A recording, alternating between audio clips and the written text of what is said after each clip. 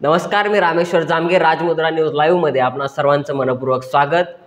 गेल्या 4 वर्षापासून थंडावलेले मराठा आरक्षणाचे मोर्चे पुन्हा जालन्याच्या आंदोलनामुळे चर्चेत आले. त्याला कारण ठरले जालन्याच्या अंबड तालुक्यातील अंतरवली सराटी गावातील मनोज जरांगे पाटील यांच्या नेतृत्वातील आंदोलन. मराठा आरक्षणाचा कायदेशीर लढा सुरू असला तरी सरकारने अधिक जागृत होऊन समाजातील मुलांना न्याय द्यावा, त्यांची परिस्थिती समजून घ्यावी आणि आरक्षणाचा निर्णय लवकरात लवकर घ्यावा अशा मागणीसाठी जरांगे पाटील यांनी ऑगस्ट महिन्यात आंदोलन पुकारलं होतं. काही दिवसातच त्यांच्या आंदोलनाचे मुख्यमंत्री एकनाथ शिंदे यांनी दखल घेतली, परंतु ठोस आश्वासन न मिळाल्याने जरांगे पाटील यांनी वेळोवेळी उपोषणाचा निर्णय घेतला. यावेळी त्यांच्या पहिल्या उपोषणामध्ये पोलिसांनी लाठीचार्ज केला आणि त्या आंदोलनाला एक वेगळं वळण मिळालं. संपूर्ण महाराष्ट्रभरातील मराठा समाज एकत्र आला. त्यानंतर जरांगे पाटलांनी महाराष्ट्रभर वेगवेगळ्या ठिकाणी सभा घेऊन मराठा समाजाला संबोधित करत मराठा समाजाची एकी दाखवण्याचा प्रयत्न केला. त्यातच त्यांनी मुंबईला जाण्याचा निर्णय घेऊन लाखो समाज बांधवांसोबत मुंबईच्या पायी वारी केली. मुंबईच्या वाशीमध्ये मुख्यमंत्र्यांनी जरांगे पाटील यांच्या हातामध्ये परिपत्रक दिलं आणि गुलाल लावून मराठा समाजाला ओबीसी मधून आरक्षण देण्याचा निर्णय लवकरच घेण्यात येईल असं आश्वासन दिलं. त्या आश्वासनाने जरांगे पाटीलांनी त्यांच्यासोबत गेलेले लाखो समाज बांधव पुन्हा मुंबईवरून परत आले. पण तरीही सरकारने दिलेले जे आश्वासन होतं ते पूर्ण केलं नाही. त्यामुळे जरांगे पाटलांनी वेगवेगळ्या मार्गाने आंदोलनाचा अवलंब केला. अशातच लोकसभा निवडणुकीच्या अनुषंगाने गावागावातील मराठा समाजाने एक निर्णय घेतला होता की प्रत्येक गावामधून 3 उमेदवारी अर्ज दाखल करायचे आणि निवडणूक लढवायची. पण जरांगे पाटील यांनी अंतरवाली सराटी येथे घेतलेल्या बैठकीमध्ये हा निर्णय बाजूला सारून त्यांनी समाजासमोर दुसरा निर्णय ठेवला. तो म्हणजे प्रत्येक लोकसभा मतदारसंघामध्ये मराठा समाज पुरस्कृत असा अपक्ष उमेदवार देण्याचा निर्णय त्यांनी समाजासमोर मांडला होता. पण शेवटी तो निर्णय रद्द करून जरांगे पाटलांनी राजकीय भूमिका घेण्याचं टाळलं.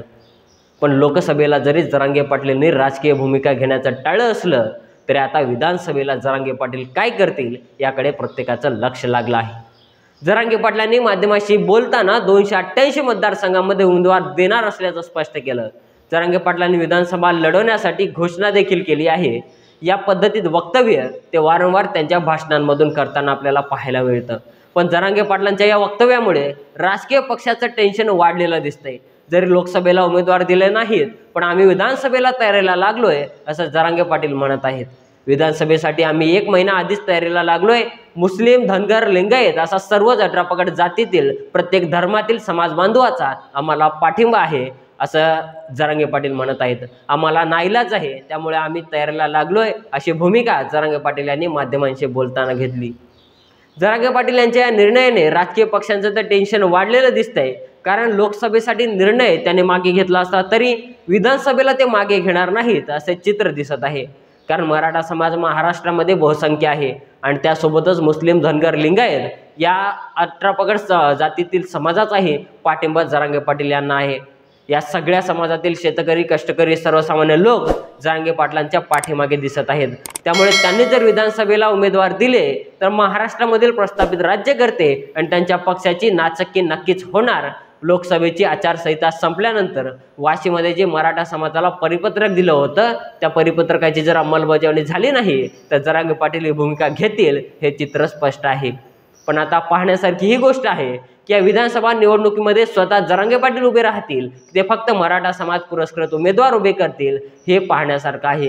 राज्यातल्या आणि देशातल्या अधिक घडामोडी पाहण्यासाठी राजमुद्रा न्यूज लाईव्हला सबस्क्राईब करा आणि तुमचे मतं आम्हाला कमेंटच्या माध्यमातून कळवा. धन्यवाद. मनोरंजनाचं प्रबोधन, करमणुकीचं उद्बोधन, बातमी अचूक, माहिती बिनचूक. पाहत रहा राजमुद्रा न्यूज लाईव्ह.